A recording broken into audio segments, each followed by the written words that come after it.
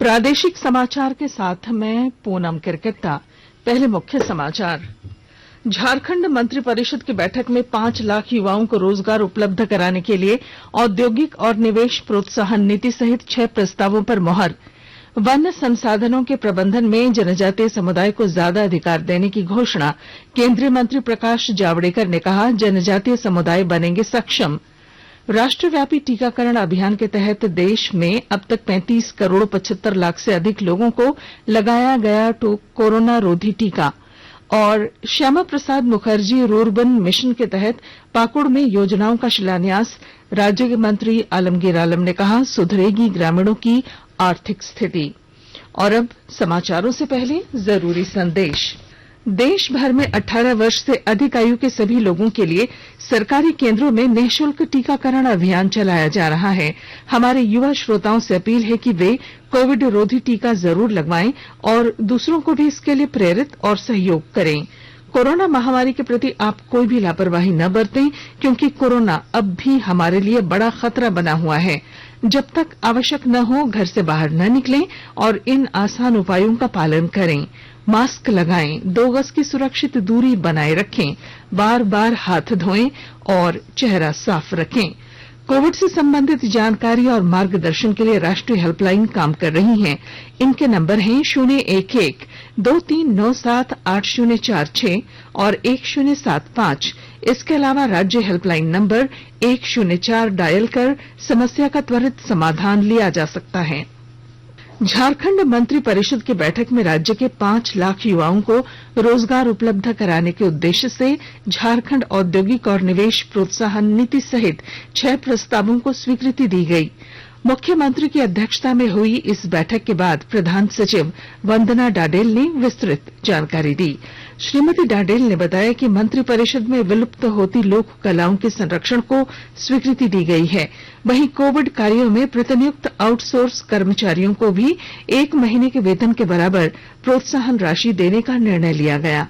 उन्होंने बताया कि कोविड के कारण प्रवेश प्रतियोगिता परीक्षा आयोजित नहीं होने पर बीएड कॉलेजों में मेधा सूची तैयार कर नामांकन लिया जाएगा।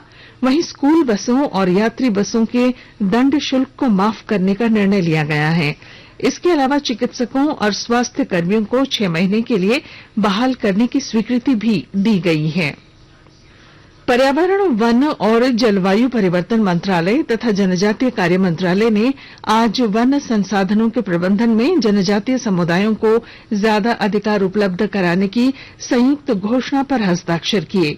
यह संयुक्त घोषणा वन अधिकार अधिनियम से संबंधित है, जो जनजातीय समुदायों के वन अधिकारों को मान्यता देता है और ऐसे अधिकार उपलब्ध कराता है।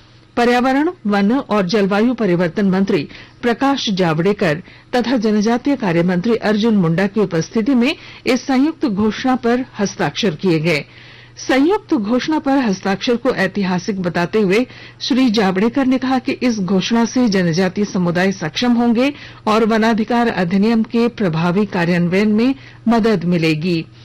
श्री जावड़ेकर ने कहा कि पिछले 7 वर्ष में 5 लाख जनजातीय लोगों को जमीन के अधिकार दिए गए हैं। इधर जनजातीय कार्य मंत्री अर्जुन मुंडा ने कहा कि जनजातीय समुदायों और वनवासियों ने हमेशा वनों के संरक्षण को बढ़ावा दिया है।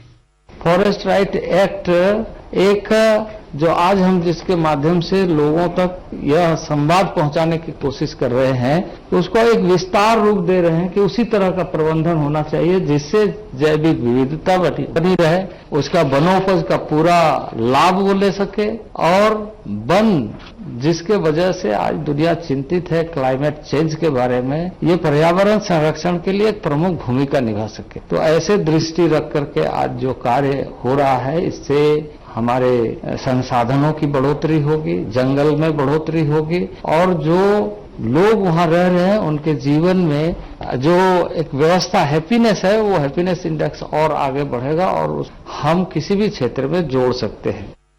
राष्ट्रपति रामनाथ कोविंद ने 8 राज्यों में नए राज्यपाल नियुक्त किए हैं। त्रिपुरा के राज्यपाल श्री रमेश बैस झारखंड के राज्यपाल बनाए गए हैं। वे श्रीमती द्रौपदी मुर्मू की जगह लेंगे। केंद्रीय मंत्री थावरचंद गहलोत को कर्नाटक का नया राज्यपाल नियुक्त किया गया है, जबकि भाजपा नेता मंगूभाई छगनभाई पटेल मध्य प्रदेश के नए राज्यपाल होंगे। इनके साथ ही मिजोरम, हिमाचल प्रदेश, गोवा, त्रिपुरा और हरियाणा में भी नए राज्यपाल मनोनीत किए गए हैं। राष्ट्रपति रामनाथ कोविंद ने इन नियुक्तियों की स्वीकृति दे दी है।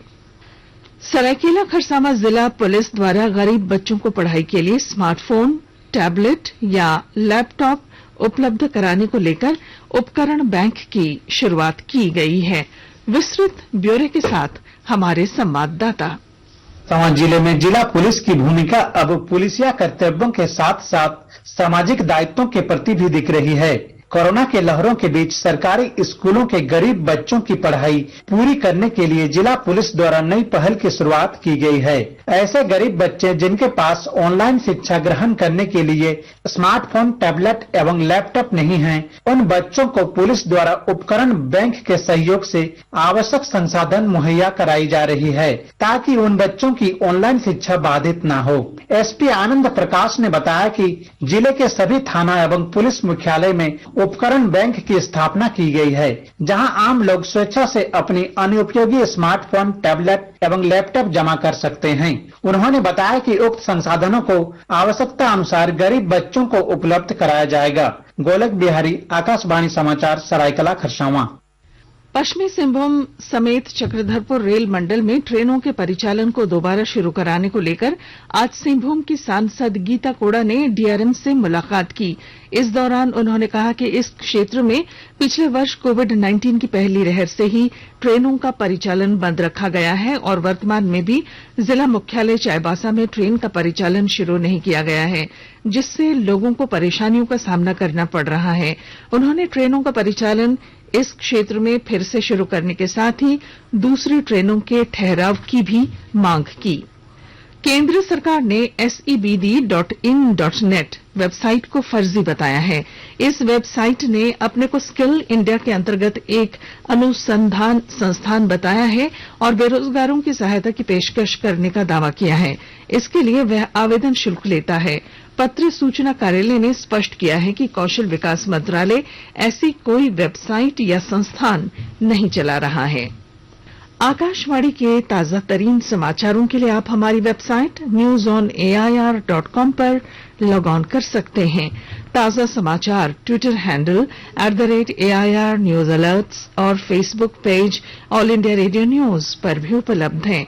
आप प्रादेशिक समाचार एकांश के Twitter handle @AIR news _Ranchi और फेसबुक, इंस्टाग्राम पेज तथा YouTube channel AIR news Ranchi पर भी हमारे बुलेटिन सुन सकते हैं।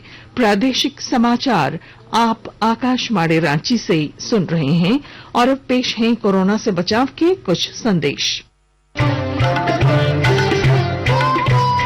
कोविड-19 से बचाव और सुरक्षित रहने के 3 उपाय। मास्क लगाएं, 2 गज दूरी है जरूरी, सुरक्षित दूरी रखें, हाथ और मुंह साफ रखें।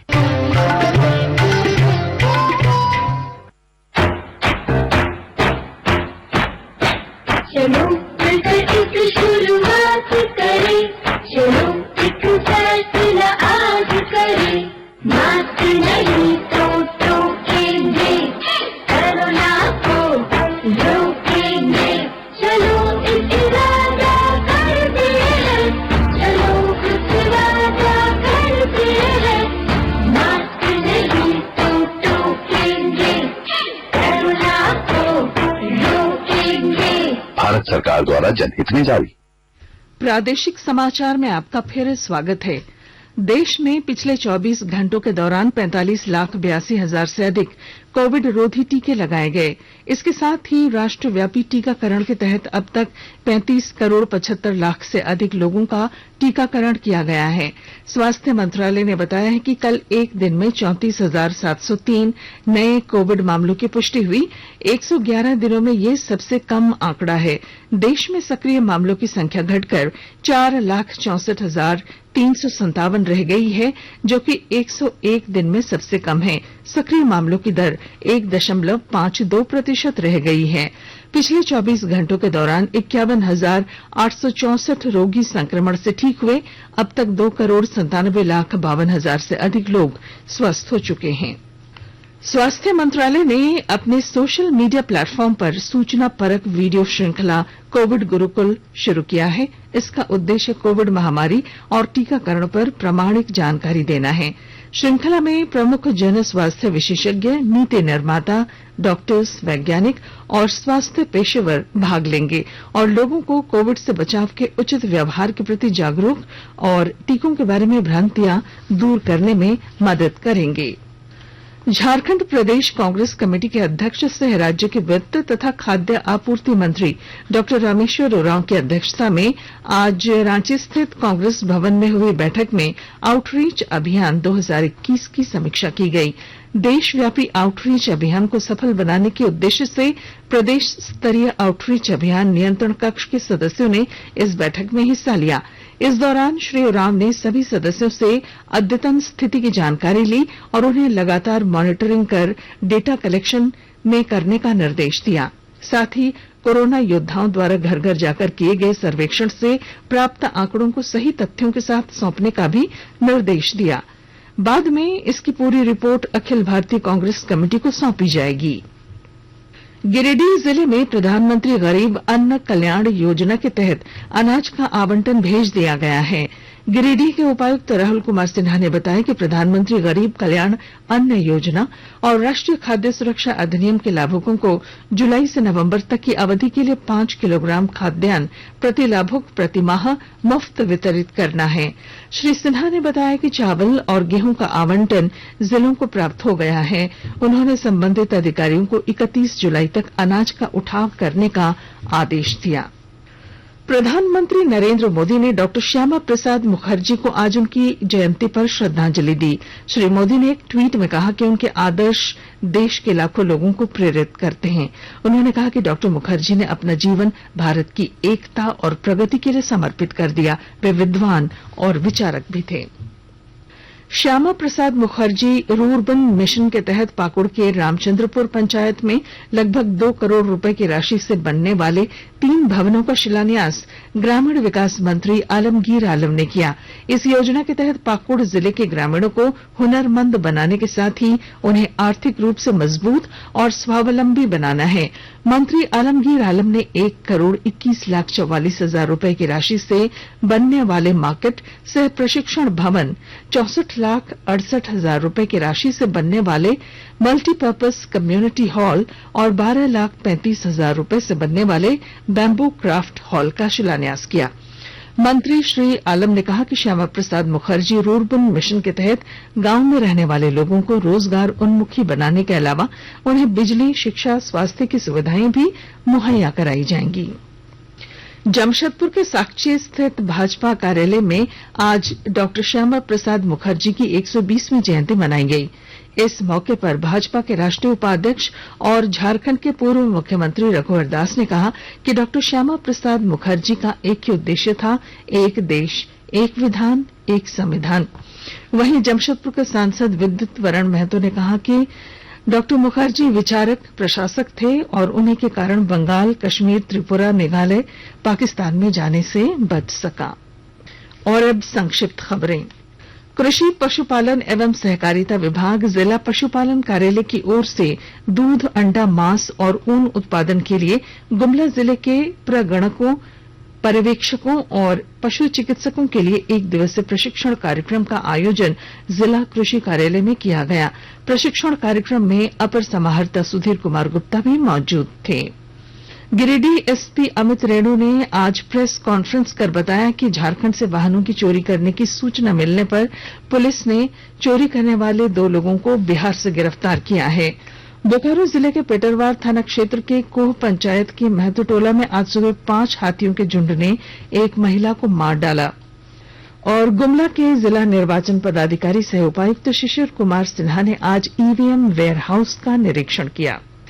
बोकारो के 33वें उपायुक्त के रूप में कुलदीप चौधरी ने आज कार्यभार संभाला।